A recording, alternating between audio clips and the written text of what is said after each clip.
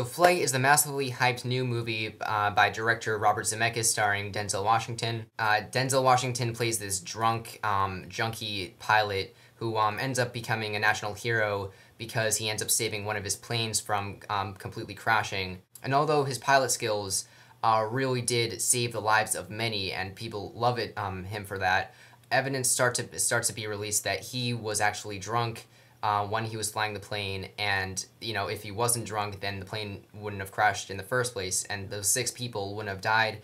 And also, not only is he being charged for that, but also for 6 counts of manslaughter for the 6 deaths on the plane, which could end up giving him a full life sentence in prison.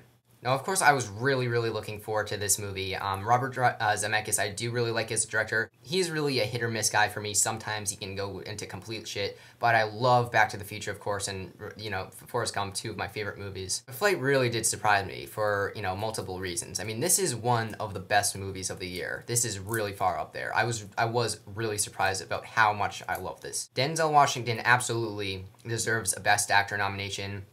He really does play this character well. The movie really does do a good job of letting us have an emotional attachment to this character, but still recognizing how much of just a self-pitiful junkie wreck he is. So although we're not really rooting for him to completely, win the case and, try to fool them into thinking he wasn't drunk on the plane, we're just rooting for him to stay off the drugs and alcohol.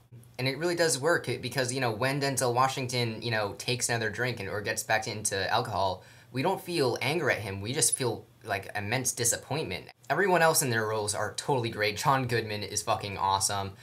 John Goodman, I just love him. There's no one that can hate John Goodman. I mean, he's just such an awesome guy. He can play, like, any role, and his screen presence is just awesome. And this movie really does have a surprisingly really hard R rating. I mean, I was really not expecting, how much sex and, nudity and, I mean, there's an overdose. You see an overdose on screen happen. I mean, like, shit.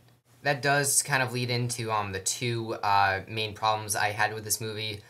They were really slight to me for me and didn't bother me too much, but I think that's probably what kept this movie from being a 10 out of 10 for me. Is first, there is this side plot with this love relationship that Denzel Washington has with this drug addict girl that it did add another element. It kind of increased the whole message about drugs, but unfortunately that relationship I did think slightly slowed the movie down for me, and it was my least favorite part, that middle section, and there really was no conclusion to it.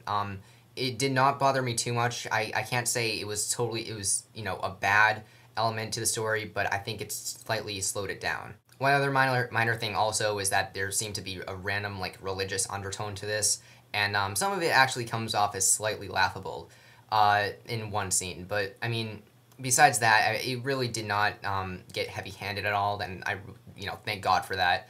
But it seemed very unnecessary.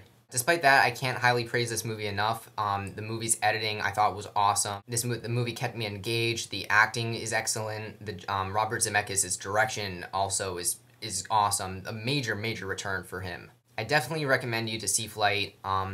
And for upcoming reviews, I'm going to try to get that Silver Linings Playbook review up soon. And I'm also probably going to be in a podcast review with Brandon Vanderhei and Cooper Lando. If you don't know, their real names, they're Let's Talk Movies and Go Stewie 100, and possibly Chris Noreen, Boys Don't Cry 96. But yeah, you should look forward to those, and yeah, I'll see you later.